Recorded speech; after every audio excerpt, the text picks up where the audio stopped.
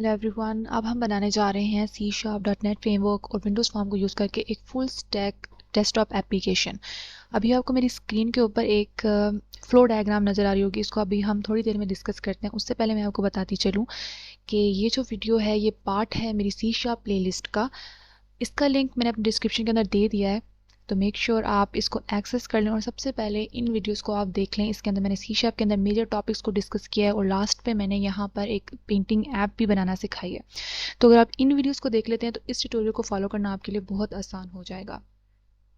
अब चलते हैं अपनी एप्लीकेशन के बारे में हम डिस्कस कर लेते हैं कि अब हम क्या करने जा रहे हैं। हम एक डेस्कटॉप एप्लीकेशन बनाने जा रहे हैं और स्पेसिफिकली हम जो इन सीरीज़ के अंदर कवर करने जा रहे हैं वो होगी ई-कॉमर्स डेस्कटॉप एप्लीकेशन।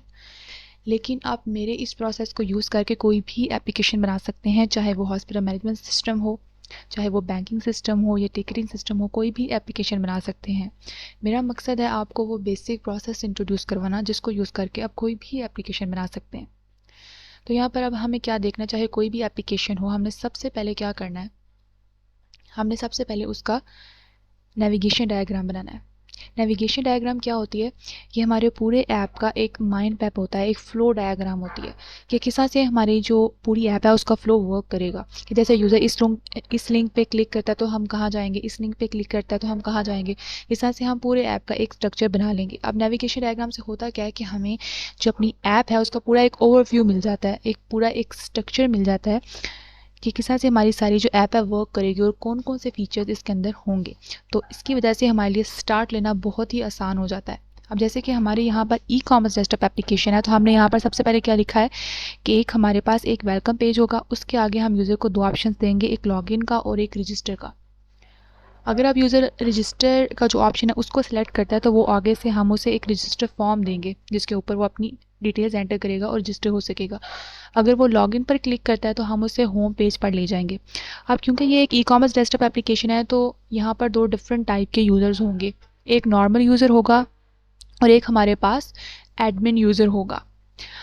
अब जो हमारा एक नॉर्मल यूज़र होगा उसे हमें एक डिफरेंट इंटरफेस दिखाना होगा और जो हमारा एक एडमिन यूज़र होगा उसे हमें एक डिफरेंट इंटरफेस दिखाना होगा।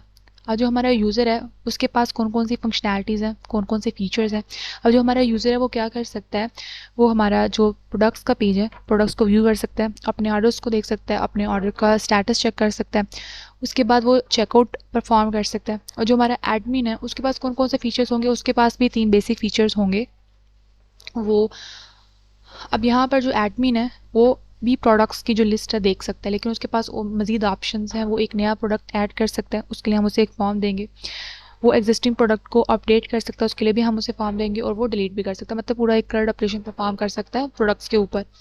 उसके बाद जो एडमिन है वो ऑर्डर्स को भी मैनेज कर सकता है, स्टेटस चेंज कर सकते हैं ऑर्डर्स का, और लास्ट पे जो है वो कैटेगरी को मैनेज कर सकते हैं, कैटेगरीज के साथ भी वो कर्ड ऑपरेशन परफॉर्म कर सकते हैं।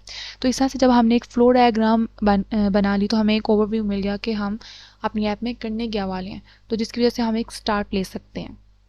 राइट। तो कोई भी एप्लीकेशन आप जब बनाने लगें तो मेक श्योर सबसे पहले आप नेविगेशन डायग्राम बना लें ताकि आपको एक क्लैरिटी आ जाए कि आप करने क्या जा रहे हैं।